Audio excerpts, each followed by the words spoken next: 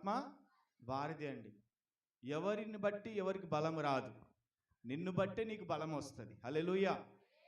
నిన్ను బట్టే నీకు దీవెన వస్తుంది. నిన్ను బట్టే నీకు నీవు ఎంత బలంగా ఉన్నావో తెలుస్తుంది.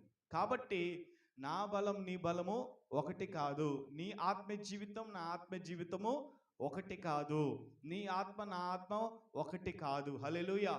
ఎవరి ఆత్మ వారికే దేవునికి మనం ఏం చేయాలి? జవాబు ఇవ్వాలి.